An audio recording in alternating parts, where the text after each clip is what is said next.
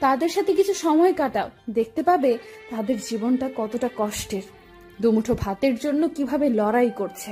তখন তাদের কষ্টের কথা শুনে তোমার কষ্টগুলো ঠুনকো মনে হবে।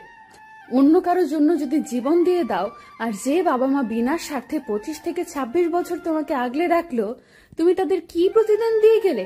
তাদের সারা জীবন কাঁদাতে? কেউ যদি না থাকে রে ভাই, হাজার চাইলেও তুমি তাকে ফেরাতে পারবে না। তুমি মরে গেলেও তার কিচ্ছু যায় আসবে না, সে ঠিক অন্য কাউকে বিয়ে করে নেবে।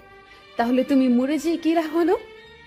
তোমার প্রতি তার যদি কোনো ফিলিংস না থাকে, তাহলে তার জন্য জীবন দেওয়াটা ভোকামি। নিজের জন্য হলেও বাঁচতে শেখো। আত্মহত্যা কখনোই কোনো সমাধান হতে পারে না। সব সমস্যারই সমাধান থাকে, সমাধান খুঁজে বের করো। 5 ওয়াক্ত নামাজ পড়ো, দেখবে মন থেকে খারাপ চিন্তা দূর হয়ে যাবে।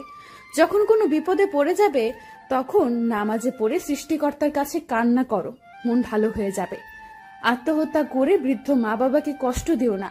তারা হয়তো বেঁচে থাকবে, কিন্তু জীবিত থেকেও মরে থাকবে। অন্তত তাদের জন্য হলেও বাঁচতে শেখো। কখন বুঝবেন কেউ আপনাকে ইগনোর করতেছে বা আপনার তার প্রতি কোনো গুরুত্ব নেই? সম্পর্ক টিকিয়ে রাখার জন্য একজনকে খুব বেশি স্যাক্রিফাইস করতে হয়, কিন্তু স্যাক্রিফাইস করার পরও প্রিয় মানুষটি যদি তাকে না বোঝে, তখনই তার মন ভেঙে যেতে শুরু করে। একটা সময় সে নিজেকে বদলাতে শুরু করে, তখন সে আর স্যাক্রিফাইস করে না। তখন সে চায় কেউ একজন তার জন্য স্যাক্রিফাইস করুক। সে একা কেন করবে? সে কেন এটা করলো না? দায়িত্ব কি শুধু তার? এইভাবেই ধীরে ধীরে ভুল বোঝাবুঝি শুরু হতে থাকে।